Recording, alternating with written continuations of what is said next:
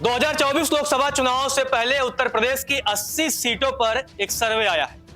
देश का सबसे बड़ा सियासी राज्य है उत्तर प्रदेश, जहां लोकसभा की 80 सीटें हैं और यही 80 सीटें तय करती हैं कि केंद्र में किसकी सरकार बनेगी। यानी जो दिल्ली का रास्ता है वो वाया यूपी ही होकर जाएगा। अब 80 सीटों पर सी वोटर का सर्वे आया है और इस सर्वे ने इंडिया गठबंधन की हवा निकाल दी। हम ऐसा इसलिए कह रहे हैं क्योंकि इंडिया गठबंधन तमाम दावे कर रही है कि वो अब दमदार प्रदर्शन करेगी, लेकिन यूपी में फिलहाल एनडीए का पलड़ा भारी दिख रहा है। भारतीय जनता पार्टी की अगुवाई में एनडीए शानदार प्रदर्शन करते हुए दिख रही है। 73 से 75 सीटों पर बीजेपी की अगुवाई में यूपी में एनडीए को जीत मिल सकती है, जबकि इंडिया गठबंधन को महज 4 से 6 सीटों पर संतोष करना पड़ सकता है। इसके अलावा 0 से 2 सीट बसपा के खाते में जा सकती है, जबकि अन्य का खाता खुलना मुश्किल है। अब आप देखिए किस तरह से 2019 के मुकाबले एनडीए के सीटों की संख्या में बढ़त देखने को मिल रही है, जबकि इंडिया के हिस्सा में महज 4 से 6 सीटें आ सकती है, बसपा 0 से 2, जबकि 2019 में बसपा को 10 सीटों पर सफलता मिली थी।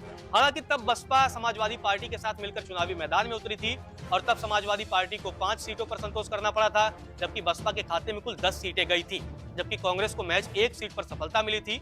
सोनिया गांधी ने लोकसभा चुनाव में जीत हासिल की थी, जबकि राहुल गांधी अमेठी से अपना सीट भी हार गए थे। अब एक मजेदार फैक्टर है, ये भी आपको बता दें कि इस बार इंडिया गठबंधन में कौन हो सकता है।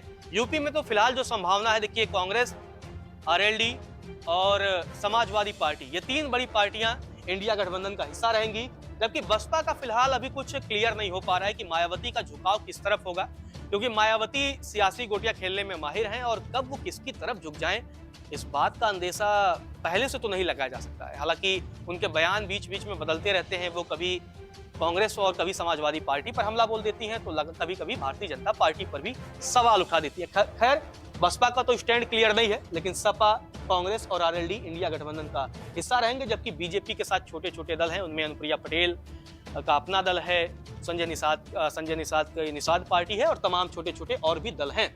लेकिन फिलहाल 80 सीटों पर एनडीए मजबूत बढ़त के साथ आगे बढ़ती हुई दिख रही है। चलिए अब आपको वोटों का गणित भी समझा देते हैं।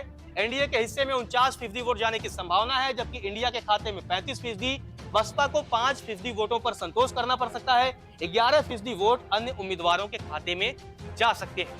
मतलब वोटों में भी एनडीए गठबंधन जो है वो इंडिया गठबंधन की तुलना में काफी आगे है और ये मार्जिन तकरीबन 14% के आसपास का है। मतलब जो एनडीए का वोट बैंक है वो अभी भी यूपी में मजबूत है, जिस तरह से 2014 और 2019 में था। तो यही मजबूती 2024 के लोकसभा चुनाव में भी देखने को मिल सकती है। चलिए अब आपको बता देते हैं कि नतीजे क्या थे। 2019 में भारतीय जनता पार्टी को 62 सीटों पर जीत मिली थी, समाजवादी पार्टी को 5, बसपा के खाते में 10, कांग्रेस को 1 और अन्य को 2 सीटों पर सफलता मिली थी। लेकिन अब जब 2024 के जो चुनाव है वो सामने हैं, उससे पहले बीजेपी की पूरी कोशिश है कि यूपी में जो अपना किला है उसको अभेद्य किया जाए।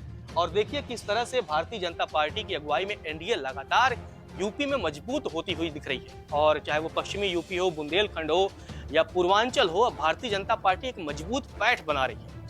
अब इसका मुकाबला इंडिया गठबंधन कैसे कर पाता है ये देखना दिलचस्प होगा, क्योंकि फिलहाल यूपी में तो इंडिया गठबंधन के लिए राहें आसान नहीं दिख रही। नमस्कार, मैं हूं मानक गुप्ता। अगर आपको हमारा ये वीडियो पसंद आया हो तो इसे लाइक और शेयर जरूर करें और हां, हमें सब्सक्राइब और फॉलो करना ना भूलें ताकि आप देश और दुनिया की कोई खबर मिस ना करें। तो जुड़े रहिए हमारे साथ और देखते रहिए न्यूज़ 24।